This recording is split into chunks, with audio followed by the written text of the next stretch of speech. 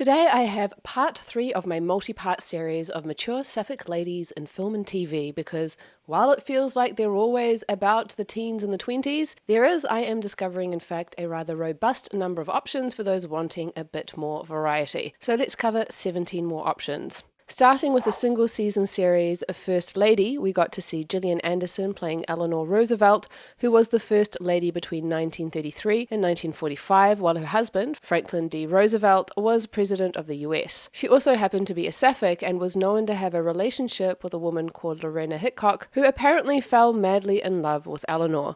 The show takes this story and explores it in further detail. The show also looks into the lives of First Ladies Betty Ford, played by Michelle Pfeiffer, and Michelle Obama with Viola Davis. I haven't seen it and it's gotten mixed reviews, but a mature sapphic lady it sure does have. 10%, also known as Call My Agent, is a French TV series about the agents at a talent agency and all the behind-the-scenes high-octane dealings that go on, dealing with a talent who can sometimes be a little, shall we say, unique, and the sometimes not so subtle competition between agents as they try to land the talent that will make them and the agency rich with that 10% commission. With the knowledge that Camille Cotin was playing the sapphic lady agent Andrea, you may recognize her from her appearance in the final season of Killing Eve, also playing a sapphic lady. I was excited about the show, and I thought overall it was solid. It's dynamic, with some enjoyable comedic moments and some layered storytelling, in addition to featuring some mature woman love woman characters.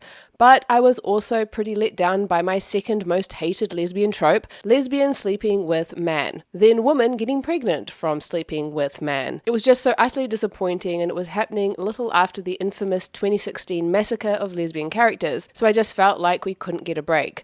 I stopped watching after that. But hey, it does have a mature sapphic lady as one of the leads. So, Freeheld is based on a true story of lesbian Laurel Hester, who fought for her partner to receive her police pension after she was diagnosed with terminal cancer. Right off the bat, you know how this one is going to end, but it doesn't stop it from being a well-made film that I was surprised I enjoyed as much as I did. I certainly appreciated how it looks at the work that so many people in the LGBTQ+ community have done so that we can today benefit from such simple things as equal rights.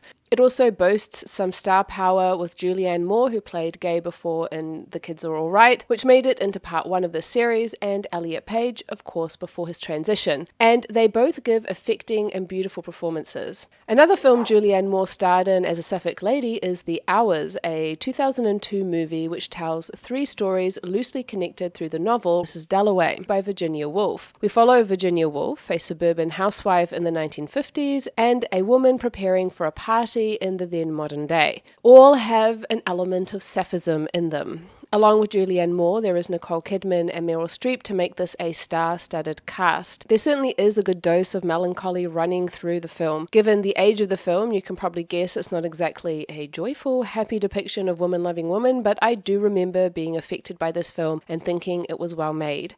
And one thing it does have is mature sapphic ladies. Concussion is a 2013 movie about a sapphic woman whose relationship with her partner has become stale and she's yearning for something more than her role as a mother. When she gets a mild concussion, it leads her to seek out an escort to sleep with, and the encounter is so profound she decides to become one herself under a pseudonym. Through experiences she has sleeping with other women, she is going through an awakening. But how long can she keep the secret of her double life? I haven't seen it, but it sounds like it's pretty gay with plenty of lesbian sexy time. Let me know in the comments if it's worth checking out. For something that is upbeat and does have a happy ending, there is Late Bloomers, a 1996 indie film that looks at what happens when 2 women fall in love in the Bible Belt.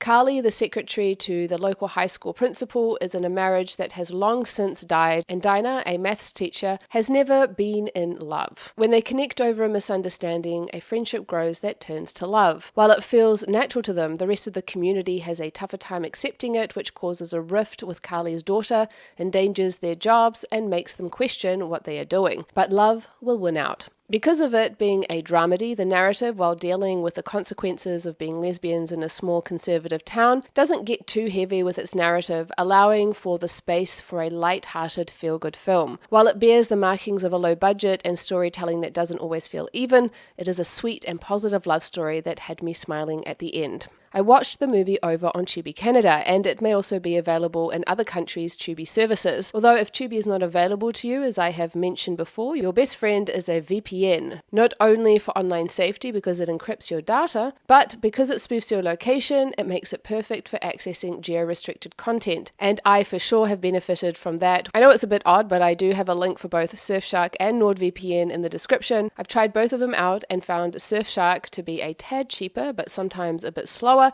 and Nord VPN is a bit more expensive, but it doesn't slow the internet connection as much, or at least for me. So that's what I use now. I don't pay for a lot of services, but to me, a VPN is an indispensable part of roving the internet, whether on your mobile phone or on your laptop. So I highly recommend it.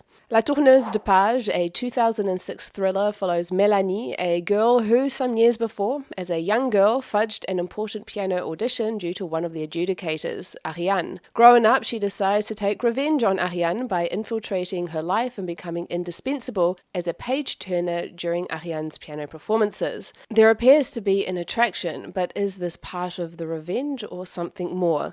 This is a movie I haven't seen, but I have been told on good authority by one of you, my dear viewers, that it's an excellent film, and certainly from the clips I saw, it looks intriguing. How sapphic it actually is, I don't know. There is a lot of intense gazing happening, and at least on Ariane's part, vulnerable after a car accident, she seems to be genuinely seduced by Mélanie. Watching the trailer, I have to say there seems to be something of an uncanny resemblance to the 2021 film Deadly Illusions, which has a young woman coming to take care of an author's kids while she works on a manuscript.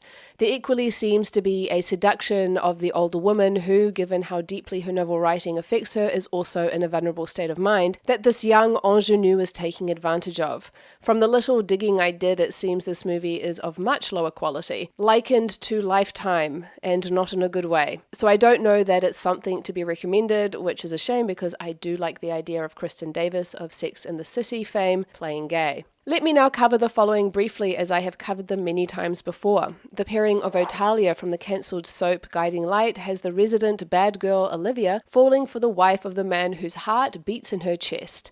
Love, love, love this pairing, one of my first sapphic OTPs, and I have the link to their storyline in the description. Happy ending, it does have, but it was the 2000s, so physical affection was censored. Still, I love it, totally recommend. After Guiding Light finished, Crystal Chappell and her co-star Jessica Lucia went on to star together a few times as lovers, most notably in Venice the series, where censorship was not an issue. Season 7 is in pre-production and is crowdfunding right now in case you would like to contribute. If you're curious, the first season, maybe 2, is available for free on YouTube. I have a link for you in the description. For more soapy goodness with mature sapphic ladies, Acacia 38 has the pairing of Maitino, where a young woman falls for her art teacher in the 1910s of Madrid. It's pretty dramatic, but it ends well. Link in the description. Wild Nights with Emily is a comedy film about Emily Dickinson and her affair with her sister-in-law Sue. Gypsy is the Netflix one-season and cancelled series where Naomi Watts plays a therapist who develops an infatuation for her client's ex-girlfriend. Reaching for the Moon is based on the true story of the love affair between American poet Elizabeth Bishop and Brazilian architect Lota de Machado Soares. It's not a happy ending. CW's Legends of Tomorrow is, however, with Sarah and Ava meeting, falling in love, and co-captaining a time ship along with their band of misfits. Desert Hearts is the first lesbian film with a happy ending and follows a divorcee who meets and falls for a young woman. And The Favourite, based on real-life Queen Anne, her closest friend and lover Lady Sarah, and the interloper Abigail, who tries to seduce Queen Anne away from Lady Sarah. There is more to come, so subscribe if you're interested. Until next time, lady lovers.